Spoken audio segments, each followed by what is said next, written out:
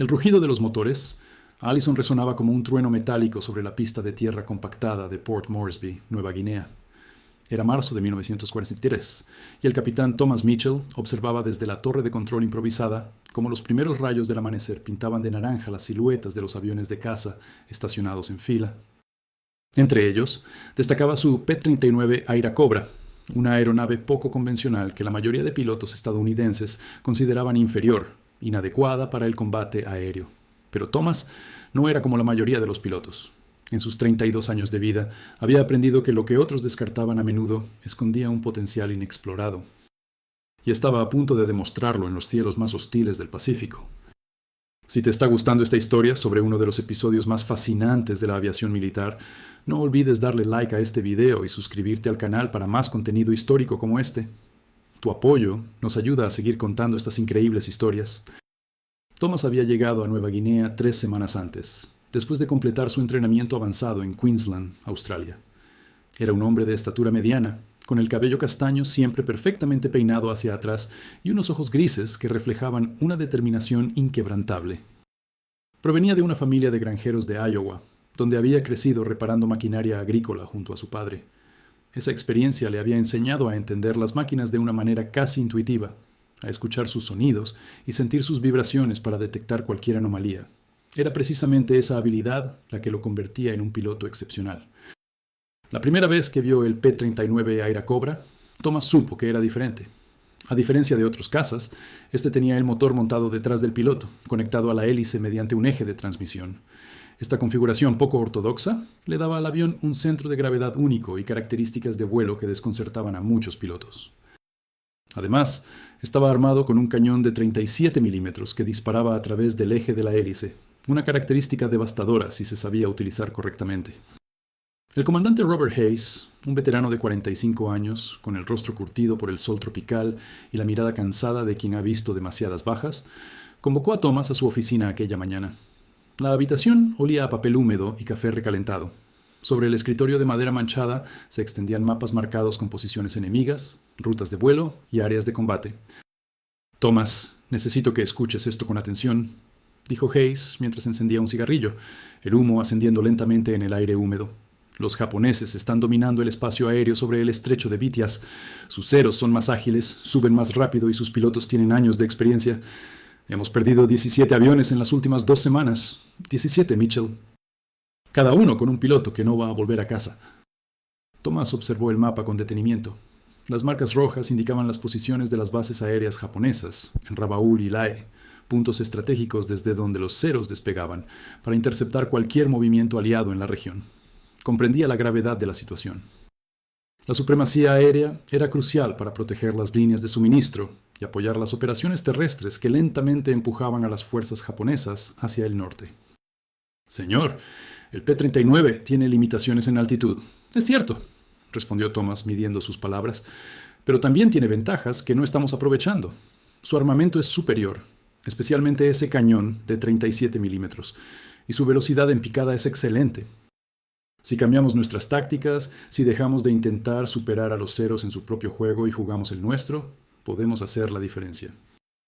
Hayes exhaló una larga bocanada de humo, estudiando al joven capitán con una mezcla de escepticismo e interés. Otros pilotos habían hecho promesas similares. Todos terminaron estrellándose contra el mar o ardiendo en la jungla. «Explícate, Mitchell, porque ahora mismo lo que me estás diciendo suena a optimismo suicida». Durante la siguiente hora, Thomas desplegó su análisis.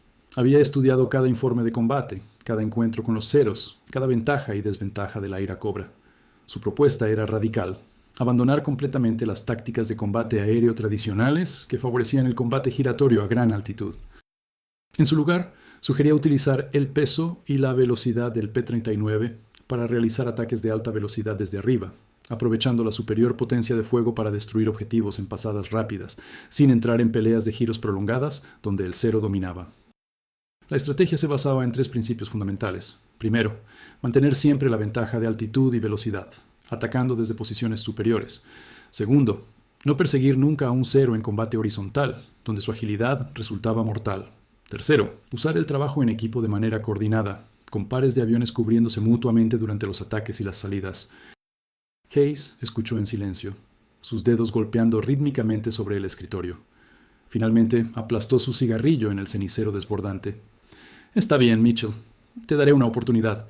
Tienes un escuadrón de 8 pilotos. Todos ellos han volado misiones y conocen el peligro. Convéncelos de seguir tus tácticas y veremos si tu teoría funciona mejor que las últimas 3 que intentamos. Los siguientes días fueron intensos. Thomas reunió a su escuadrón en un hangar parcialmente destruido por un bombardeo anterior. Los hombres que se sentaron frente a él en cajas de municiones vacías eran un grupo heterogéneo. El teniente James Parker, de Boston, un hombre nervioso de 23 años que constantemente se mordía las uñas. El sargento William Davis, de Texas, corpulento y de hablar pausado, el mayor del grupo con 38 años. El teniente Robert Chen, hijo de inmigrantes chinos de San Francisco, callado pero con ojos que observaban todo con intensidad analítica.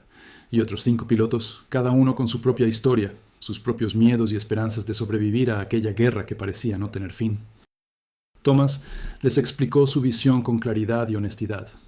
No les mintió sobre los riesgos, no minimizó las capacidades del enemigo, pero les mostró cómo podían convertir las debilidades del Aira Cobra en fortalezas si cambiaban su mentalidad. Les habló de disciplina, de coordinación, de confianza mutua. Les explicó que cada uno dependería absolutamente del otro, que ningún hombre volaría solo, que cada maniobra sería practicada hasta convertirse en instinto. Parker levantó la mano con timidez. Capitán, con todo respeto, he visto a esos ceros en acción. Son como fantasmas en el cielo. Pueden girar en un espacio que a nosotros nos llevaría el doble. Si nos encuentran en un mal momento, estamos muertos. Thomas asintió, reconociendo la validez de la preocupación. Tienes razón, Parker. En un combate giratorio contra un cero, estás muerto. Por eso nunca vas a entrar en uno. Nuestra ventaja es la velocidad y la potencia de fuego. Un cero puede girar alrededor de nosotros, pero no puede alcanzarnos cuando nos alejamos en picada. Y una sola ráfaga de nuestro cañón de 37 milímetros puede destruir lo que a ellos les tomaría 100 disparos de ametralladora. No vamos a pelear su pelea. Vamos a obligarlos a pelear la nuestra. Durante 2 semanas, el escuadrón practicó religiosamente. Despegaban antes del amanecer, cuando el aire aún estaba fresco y las corrientes térmicas no distorsionaban las formaciones. Thomas los llevaba a través de ejercicios de ataque coordinado una y otra vez. Practicaban ascensos en espiral para ganar altitud rápidamente, picadas controladas manteniendo la formación, salidas rápidas en diferentes vectores para confundir a posibles perseguidores. Y lo más importante, comunicación constante por radio. El calor de Nueva Guinea era despiadado. Después de cada sesión de entrenamiento, los pilotos bajaban de sus cabinas empapados en sudor, exhaustos pero gradualmente más confiados. Thomas podía ver el cambio en sus ojos, la forma en que empezaban a moverse como una unidad, anticipando las acciones de los demás sin necesidad de órdenes explícitas. Una tarde, mientras revisaba su avión personalmente como hacía antes de cada vuelo, el mecánico jefe, el sargento Mike O'Brien, se acercó limpiándose las manos grasientas en un trapo sucio. Capitán, he estado observando lo que está haciendo con los muchachos. Es diferente a todo lo que he visto antes. ¿Cree realmente que puede funcionar?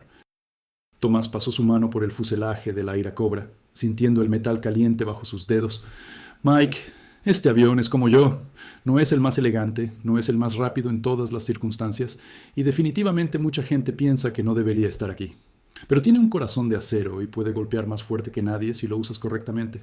Sí, creo que puede funcionar. Tiene que funcionar. La primera misión real llegó un martes lluvioso de abril. La inteligencia había detectado una formación de bombarderos japoneses acercándose a Port Moresby, escoltados por al menos 12 ceros. Era exactamente el tipo de escenario que Thomas había anticipado. Los bombarderos volarían a altitud media, los ceros ligeramente por encima y alrededor, atentos a cualquier amenaza. El escuadrón despegó en parejas, las ruedas de los airacobras levantando cortinas de barro de la pista embarrada. Thomas lideró el ascenso, ganando altitud en amplios círculos mientras se dirigían hacia el punto de intercepción. El rugido de los motores llenaba sus oídos a pesar de los auriculares, una vibración constante que sentía en todo su cuerpo. A través del dosel de la cabina podía ver las nubes bajas que cubrían parcialmente el océano, el verde denso de la jungla extendiéndose hasta donde alcanzaba la vista. Contacto visual, formación enemiga a las 2 en punto, altitud 10.000 pies, informó Chen por la radio, su voz calmada y profesional a pesar de la adrenalina que todos sentían. Tomás ajustó su curso, escaneando el cielo hasta que los vio. Puntos negros moviéndose en formación disciplinada. 9 bombarderos. Betty, escoltados por 14 ceros. Más de los esperados, pero no había tiempo para dudas. Escuadrón, Mantengan formación. Vamos a atacar desde arriba a los bombarderos. Los ceros tendrán que decidir si rompen formación para perseguirnos o mantener la protección. Parker y Davis, ustedes son el equipo de cobertura. Chen, conmigo en el primer pase, todos los demás, segundo pase escalonado. Recuerden, un pase rápido, potencia de fuego máxima, luego salida en picada. Nadie se queda a pelear. ¿Entendido? Una serie de confirmaciones llegó a través de la radio. Thomas podía sentir su corazón latiendo fuerte pero controlado. Todo su entrenamiento, toda su teoría, estaba a punto de ser puesta a prueba contra un enemigo que había dominado estos cielos durante meses. Iniciando descenso de ataque, ahora. Los airacobras se inclinaron hacia adelante, ganando velocidad rápidamente. El viento aullaba alrededor del dosel mientras Thomas apuntaba hacia el bombardero líder. A través de la mira, veía crecer el objetivo, los detalles haciéndose más nítidos con cada segundo. Podía ver las marcas del sol naciente en las alas, las siluetas de los artilleros en sus posiciones. Los ceros habían detectado el ataque. Varios rompieron formación e iniciaron ascensos para interceptar, pero Thomas había calculado correctamente. Venían demasiado rápido, con demasiada energía acumulada. Los ceros no podrían alcanzarlos a tiempo. Su dedo encontró el gatillo del cañón principal. 600 metros, 400, 300. El cañón de 37 milímetros rugió, las vibraciones sacudiendo toda la estructura del avión. Thomas vio sus proyectiles impactar en el ala derecha del bombardero, grandes fragmentos de metal volando en todas direcciones. El motor estalló en llamas naranjas y negras. Chen, a su lado, concentró su fuego en otro bombardero, sus proyectiles perforando el fuselaje de proa a popa. Saliendo. Escuadrón, ejecuten según lo planeado, ordenó Thomas mientras tiraba de la palanca de control, enviando su airacobra en una picada pronunciada que lo alejó de la zona de combate en segundos. La velocidad aumentó hasta hacer vibrar el avión, pero mantuvo el control, confiando en el diseño robusto de la aeronave. Detrás de él, podía escuchar los reportes por radio mientras el resto del escuadrón ejecutaba sus pasadas. Parker y Davis mantuvieron su posición superior, ahuyentando a 2 ceros que intentaron perseguir a los atacantes. El segundo equipo realizó su aproximación exactamente como lo habían practicado, golpeando a los bombarderos que ahora rompían formación en pánico. «Tengo un cero en mi cola», transmitió uno de los pilotos más jóvenes, el teniente Marcus Young, su voz elevándose en tono. «No puedo sacudirlo». «Mantén tu picada, Young. Davis, te necesito», respondió Thomas mientras niblaba su avión y comenzaba a ganar altitud nuevamente, escaneando el cielo para localizar a su compañero en problemas. «Ya voy», confirmó Davis. El texano dirigió su airacobra en una maniobra de intercepción perfecta, colocándose detrás del cero que perseguía a Young. Una ráfaga corta y precisa del cañón principal, y el caza japonés se desintegró en una bola de fuego. La batalla duró menos de 10 minutos, pero pareció una eternidad. Cuando finalmente la formación japonesa rompió completamente y los sobrevivientes huyeron hacia el norte, Thomas reunió a su escuadrón y realizó un conteo. 8 airacobras habían entrado en combate. 8 airacobras regresaban.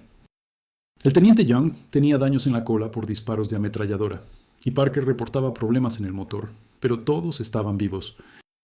En contraste, habían derribado 4 bombarderos confirmados y 2 ceros, con otros 3 bombarderos y un cero como probables. Era el resultado más exitoso de cualquier intercepción en semanas. Cuando aterrizaron en Port Moresby, una multitud se había reunido en la pista. La noticia de la victoria se había extendido rápidamente. Hayes esperaba junto a la torre de control, sus brazos cruzados pero con una expresión que casi podría describirse como una sonrisa. Mientras Thomas descendía de su cabina, sus piernas temblando ligeramente por la adrenalina residual, el comandante se acercó. «Parece que tu teoría tiene mérito después de todo, Mitchell. Los observadores terrestres confirmaron tus números.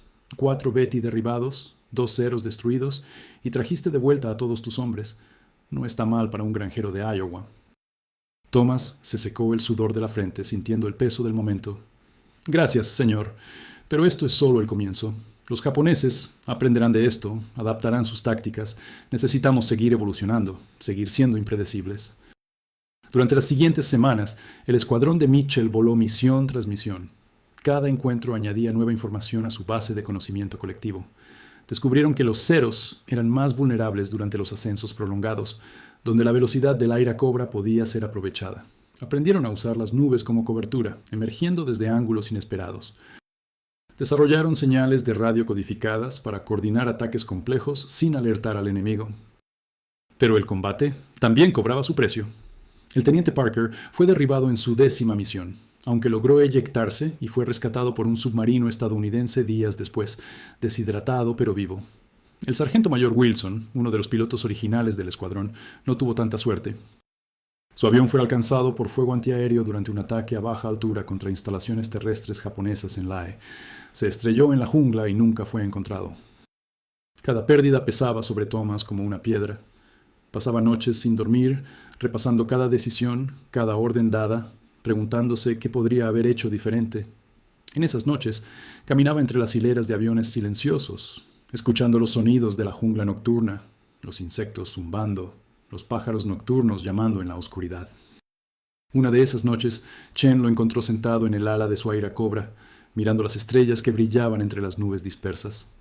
El piloto sino-americano trepó para sentarse junto a él, ofreciéndole un cigarrillo que Thomas declinó. Wilson era un buen hombre, dijo Chen sin preámbulo, pero sabía los riesgos, igual que todos nosotros. Está haciendo un trabajo increíble, capitán. Nos está manteniendo vivos cuando todo el mundo esperaba que fuéramos solo otro escuadrón más de nombres en una placa conmemorativa. Thomas guardó silencio por un momento, eligiendo sus palabras cuidadosamente. A veces me pregunto si estoy siendo demasiado cauteloso, si estoy evitando riesgos que podrían cambiar el curso de las batallas. Los comandantes tienen que tomar decisiones difíciles, Chen, decisiones que envían hombres a morir. ¿Cómo vives con eso? Chen exhaló humo lentamente, su silueta recortada contra el cielo estrellado. Mi abuelo solía decir que un buen líder no es el que nunca pierde soldados, es el que asegura que cuando un soldado cae, su sacrificio signifique algo, que no sea desperdiciado en tácticas estúpidas o ego de oficiales. Usted nos da una oportunidad de luchar inteligentemente, de hacer daño real al enemigo, mientras maximizamos nuestras posibilidades de regresar. Eso es todo lo que cualquier soldado puede pedir. En junio de 1943, la Operación Cartwheel comenzó en serio. Era una campaña masiva diseñada para aislar y neutralizar la fortaleza japonesa de Rabaul. El escuadrón de Mitchell fue asignado a proporcionar cobertura aérea para los desembarcos anfibios en Nueva Georgia, una operación crítica que expondría a las tropas terrestres a ataques aéreos devastadores si los cazas aliados no podían mantener el control del cielo.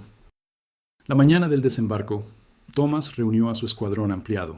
Ahora comandaba 16 Airacobras, incluyendo pilotos veteranos y nuevos reclutas que habían sido transferidos específicamente para servir bajo su mando. Su reputación había crecido. Otros escuadrones habían comenzado a adoptar sus tácticas. Algunos lo llamaban el cazador de bombas, por su efectividad contra formaciones de bombarderos japoneses. Hoy es diferente, les dijo mientras estudiaban los mapas de la operación. No vamos a estar cazando bombarderos en rutas predecibles. Vamos a estar patrullando sobre nuestras tropas durante horas. Los japoneses lanzarán oleadas de ataques desde múltiples direcciones, intentando abrumarnos. Necesitamos ser disciplinados, conservar combustible y munición, y no dejarnos atraer fuera de posición. Las vidas de miles de marines dependen de nosotros hoy. Las primeras oleadas llegaron al mediodía. 15 ceros escoltando 6 bombarderos torpederos, acercándose rápido y bajo sobre el agua. El escuadrón de Thomas se lanzó desde la altitud, sus motores rugiendo mientras picaban hacia los intrusos.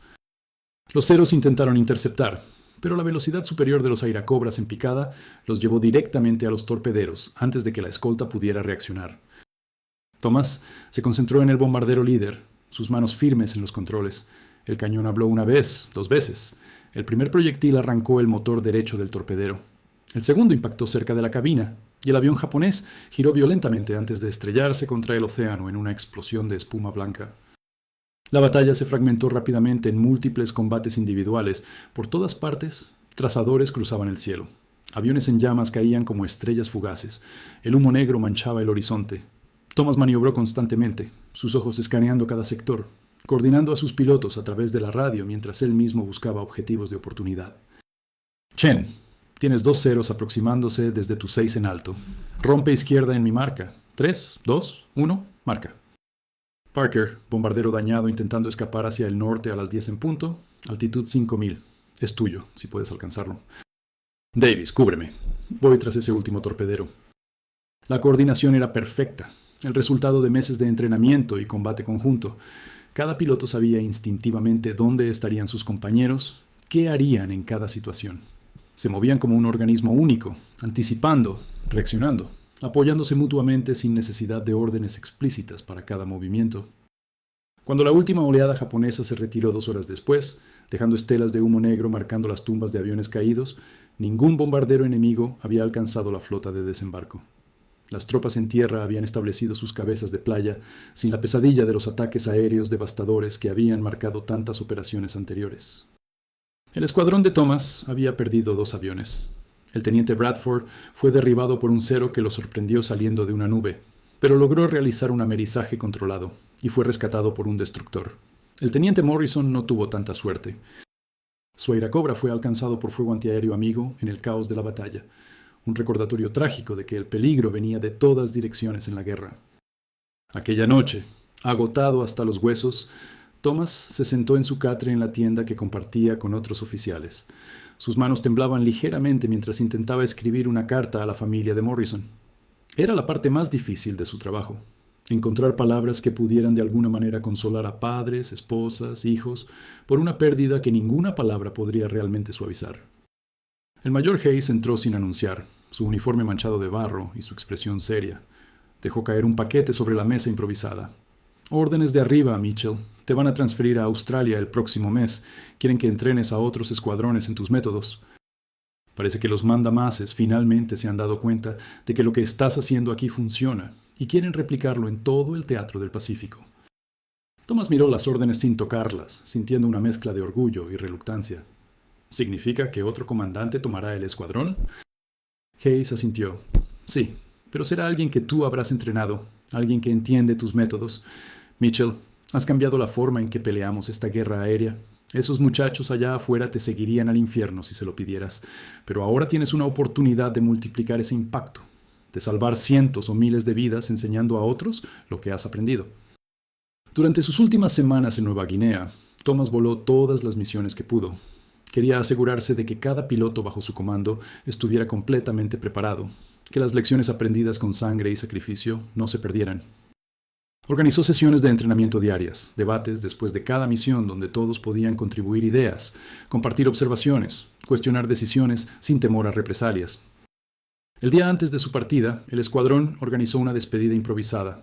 Alguien había conseguido whisky de quién sabe dónde. Se reunieron alrededor de una hoguera mientras la lluvia tropical golpeaba contra el techo de lona del hangar. Los hombres compartieron historias, bromearon, rieron con esa risa intensa de quienes han mirado a la muerte a los ojos y todavía están aquí para contarlo. Chen se puso de pie, elevando su vaso en un brindis, por el capitán Mitchell, quien nos enseñó que no se trata del avión que vuelas, sino de cómo lo vuelas, quien nos mostró que la inteligencia gana batallas tanto como el coraje, y quien nunca, ni una sola vez, nos pidió hacer algo que él no estuviera dispuesto a hacer primero. Los vítores resonaron en el hangar. Thomas sintió un nudo en la garganta, abrumado por el respeto y el afecto de estos hombres que habían confiado en él con sus vidas. Cuando finalmente habló, mantuvo su voz firme con esfuerzo. Ustedes fueron los que tomaron mis teorías y las convirtieron en realidad. Cada uno de ustedes es la razón por la que esto funcionó. Cuando llegué aquí, todos decían que el Airacobra era un fracaso, que no tenía lugar en esta guerra, pero ustedes demostraron que con las tácticas correctas, con valentía y disciplina, cualquier herramienta puede ser efectiva. Llévense eso con ustedes. Cuando enfrenten obstáculos imposibles, cuando otros digan que algo no se puede hacer, recuerden que una vez hicimos lo imposible juntos. El vuelo a Australia fue largo y solitario. Thomas pasó las horas mirando por la ventanilla del transporte, viendo el vasto océano extenderse hasta el horizonte. Pensó en todos los hombres que habían servido bajo su comando, en los que habían regresado y en los que no. Pensó en Wilson, en Morrison, en Bradford, recuperándose en un hospital de campaña. Pensó en cómo una idea simple, usar un avión menospreciado de manera diferente, había salvado vidas y cambiado el curso de batallas. En Brisbane fue recibido por el general Arthur Collins, un hombre robusto de 50 años con una voz que sonaba como grava rodando. Mitchell, tu reputación te precede. He leído todos los informes de tus misiones. Impresionante, ¿no empieza a describirlo? Tenemos 16 escuadrones que necesitan entrenamiento. Algunos están volando a Airacobras como tú, otros tienen Lightnings, Mustangs, diferentes máquinas, pero todos pueden beneficiarse de tus métodos tácticos. Tienes 3 meses para desarrollar un programa de entrenamiento completo. Recursos ilimitados. Quiero que conviertas a cada piloto de caza en el Pacífico en un arma tan letal como tu escuadrón. Thomas se sumergió en el trabajo con una intensidad que sorprendió incluso a quienes lo conocían. Diseñó simulaciones de combate, escribió manuales tácticos, dio conferencias a auditorios llenos de pilotos escépticos que gradualmente se convertían en creyentes mientras él desglosaba cada principio, cada técnica, respaldando cada afirmación con datos reales de combate y análisis técnico. Desarrolló un sistema de entrenamiento progresivo que comenzaba con fundamentos básicos de vuelo en formación y escalaba hasta ejercicios de combate extremadamente complejos, que involucraban múltiples escuadrones coordinando ataques contra fuerzas enemigas simuladas. Insistió en que cada piloto entendiera no solo qué hacer, sino por qué hacerlo, la teoría detrás de cada táctica. Los meses se convirtieron en un año. Thomas fue ascendido a mayor, luego a teniente coronel. Su programa de entrenamiento se convirtió en el estándar para todas las fuerzas aéreas aliadas en el Pacífico. Los análisis posteriores mostraron una disminución dramática en las tasas de bajas entre pilotos que habían completado su entrenamiento y un aumento correspondiente en la efectividad de combate. Pero a pesar de su éxito, Thomas sentía la ausencia del combate real. Extrañaba el rugido de su airacobra, la claridad absoluta de propósito que venía al enfrentar al enemigo directamente. El trabajo administrativo era importante, crucial incluso, pero no era lo mismo que estar allí, liderando desde el frente. En marzo de 1945, con la guerra entrando en su fase final, Thomas solicitó regresar al combate activo. Su solicitud fue inicialmente rechazada. Consideraban que era demasiado valioso como instructor. Pero él insistió, argumentando que necesitaba ver cómo sus métodos funcionaban en las condiciones actuales de la guerra, que el enemigo había evolucionado y él necesitaba evolucionar con ellos. Finalmente, le otorgaron el mando de un nuevo escuadrón de élite basado en Iwo Jima, equipado con los últimos modelos de P-51 Mustang.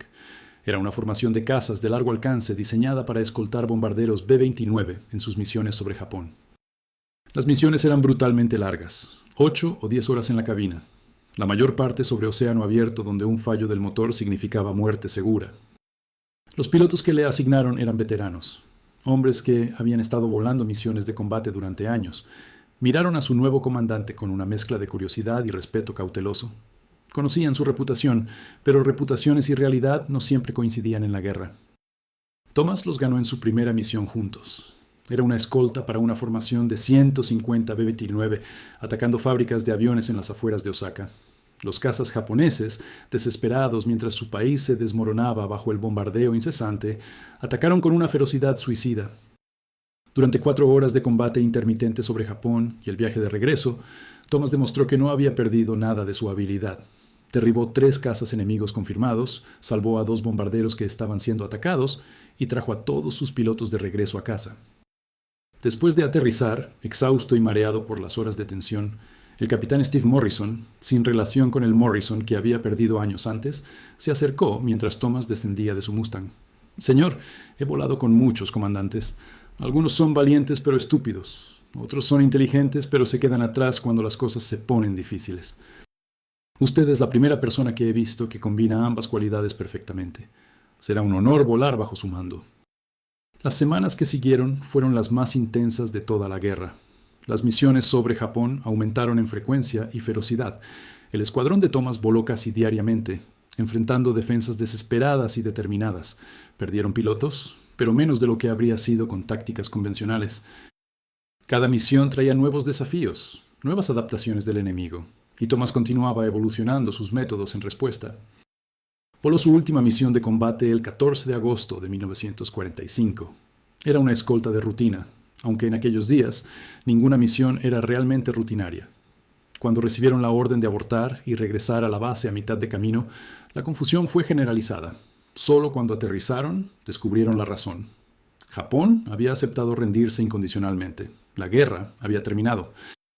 Thomas se quedó en su cabina por un largo momento después de apagar el motor, escuchando el silencio que llegaba cuando el rugido del motor finalmente cesó. 3 años de combate, cientos de misiones, tantas vidas salvadas, tantas perdidas. Y ahora, en un instante, había terminado. El alivio se mezclaba con una sensación extraña de desconexión, como si una parte fundamental de su identidad hubiera sido arrancada repentinamente. En los meses que siguieron, mientras el mundo celebraba la paz y las tropas comenzaban el largo proceso de regresar a casa, Thomas participó en las investigaciones oficiales sobre efectividad de combate. Los números eran claros y convincentes. Los escuadrones entrenados en sus métodos habían logrado consistentemente ratios de bajas favorables de 5 a 1 o mejores contra los japoneses. Habían protegido innumerables bombarderos y tropas terrestres. Habían demostrado que la innovación táctica podía superar las desventajas técnicas. El ejército del aire quería que permaneciera en servicio activo, que ayudara a dar forma a la doctrina de combate aéreo de la posguerra. Le ofrecieron ascensos, posiciones prestigiosas en el Pentágono. Pero Thomas había tenido suficiente de la guerra, de las órdenes, de enviar hombres a situaciones peligrosas. Declinó educadamente todas las ofertas y regresó a Iowa en febrero de 1946. La granja de su familia había sobrevivido la guerra intacta, aunque envejecida y necesitando reparaciones. Su padre, ahora con 70 años, lo recibió en el porche con un abrazo silencioso que decía más que cualquier palabra. Durante meses, Thomas trabajó la tierra, reparó maquinaria, reconstruyó cercas. El trabajo físico era terapéutico, una forma de reconectarse con el mundo de paz que tanto había luchado por proteger. Pero la experiencia lo había cambiado de maneras fundamentales. No podía simplemente volver a ser el joven granjero que había sido antes de la guerra. Comenzó a dar conferencias ocasionales en bases aéreas cercanas, compartiendo sus experiencias. Escribió artículos para revistas de aviación sobre táctica y liderazgo. Gradualmente, sin planearlo realmente, se convirtió en una voz respetada en círculos militares y de aviación.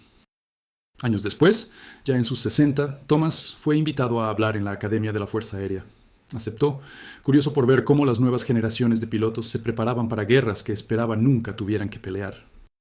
Se paró frente a un auditorio lleno de jóvenes cadetes, sus rostros frescos y sin marcar por el combate, llenos de la misma mezcla de entusiasmo y nerviosismo que él había sentido décadas antes. Les habló no solo de tácticas y técnicas, sino de responsabilidad, de cómo cada decisión que toman como pilotos y líderes tiene peso real, afecta vidas reales. Les dijo que la tecnología cambiaría, que los aviones se volverían más rápidos y los sistemas más complejos, pero que los principios fundamentales permanecerían constantes. Conoce tu herramienta. Entiende a tu enemigo. Nunca dejes de aprender. Cuida a tu gente. Mantén tu humanidad incluso cuando la guerra intenta arrancártela. Cuando terminó, los cadetes se pusieron de pie en ovación. Uno de ellos, una joven mujer que le recordó a su sobrina, se acercó después con ojos brillantes. Señor, mi abuelo voló en el Pacífico. Siempre hablaba de un comandante que cambió todo, que les enseñó a volar de manera diferente. Creo que era usted. Dijo que le salvó la vida al menos 3 veces. Thomas sintió ese nudo familiar en la garganta. ¿Cómo se llama tu abuelo? Teniente Robert Chen, señor. Murió el año pasado, pero hasta el final hablaba de usted, de aquellos días en Nueva Guinea. Siempre decía que usted les dio algo más que tácticas. Les dio una razón para creer que podían ganar cuando todos los demás habían perdido la esperanza. Thomas cerró los ojos brevemente, recordando a Chen sentado junto a él en el ala del Airacobra, compartiendo sabiduría bajo las estrellas. Tu abuelo era un hombre extraordinario, uno de los mejores pilotos que he conocido.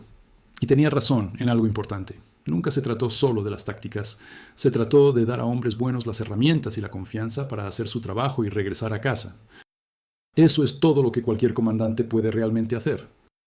Esa noche, solo en su habitación de hotel, Thomas sacó una vieja fotografía que siempre llevaba consigo. Era su escuadrón original en Nueva Guinea, tomada después de aquella primera victoria exitosa. Los hombres sonreían a la cámara, empapados de sudor pero radiantes de orgullo. Chen estaba allí, y Davis, y Parker. Wilson estaba allí también, joven e inmortal en el momento congelado antes de que la jungla lo reclamara. Morrison estaba de pie junto a su Airacobra, sin saber que le quedaban solo semanas de vida. Tocó cada rostro suavemente, recordando sus voces, sus historias, sus sueños. Algunos habían sobrevivido la guerra y construido vidas plenas. Otros permanecían eternamente jóvenes, preservados solo en memoria y fotografías amarillentas. Pero todos, cada uno de ellos, había sido parte de algo más grande que ellos mismos. Habían tomado una aeronave que el mundo había descartado y la habían convertido en un instrumento de victoria. Habían demostrado que la determinación y la innovación podían superar cualquier desventaja.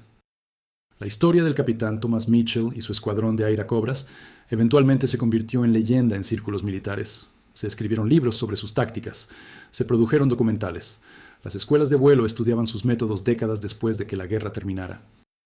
Pero para Thomas, el verdadero legado no estaba en los manuales o las medallas que había recibido y guardado en un cajón sin mirar. estaba en los hombres que habían regresado a casa, que habían vivido vidas completas, que habían tenido hijos y nietos, porque alguien había decidido pensar diferente sobre cómo pelear una batalla. En sus últimos años, Thomas desarrolló un ritual. Cada aniversario de aquella primera victoria exitosa, sacaba su vieja chaqueta de vuelo, gastada y con el olor desvanecido del cuero y el aceite de motor. Se sentaba en el porche de la granja, mirando los campos de maíz ondulando en la brisa, y levantaba un vaso en silencio. Por los que regresaron, por los que no. Por las lecciones aprendidas en cielos lejanos que resonaban a través de generaciones. Por la creencia inquebrantable de que con suficiente ingenio, valentía y determinación, cualquier desafío puede ser superado. El rugido de los motores Allison se había silenciado hacía mucho tiempo. Los airacobras descansaban ahora en museos, reliquias de una era pasada. Pero las lecciones que Thomas Mitchell y sus pilotos aprendieron sobre liderazgo, innovación y el poder del trabajo en equipo continuaban vivas. Habían tomado lo que otros consideraban inadecuado y lo habían convertido en excepcional. No a través de la magia o el destino, sino a través del trabajo duro, el pensamiento creativo y una negativa absoluta a aceptar que el fracaso era inevitable. Y en esa transformación de lo ordinario en extraordinario a través del esfuerzo humano, residía una verdad que trascendía la guerra, los aviones y el tiempo mismo. Una verdad sobre lo que las personas pueden lograr cuando se niegan a rendirse, cuando miran más allá de las limitaciones obvias y ven posibilidades que otros no pueden imaginar. Esa era la verdadera victoria que Thomas Mitchell había ganado en los cielos del Pacífico. No solo batallas contra un enemigo, sino la batalla contra las limitaciones autoimpuestas, contra el pensamiento convencional, contra la desesperanza que amenazaba con consumir a quienes enfrentaban probabilidades imposibles. Había demostrado que el espíritu humano, armado con inteligencia y determinación, podía cambiar el curso de la historia. Y ese legado, silencioso e invisible como el viento que alguna vez había llevado su airacobra a través de cielos hostiles, continuaba inspirando a todos aquellos que se enfrentaban a sus propias batallas imposibles, recordándoles que la victoria comienza no con el arma que empuñas, sino con la forma en que eliges empuñarla.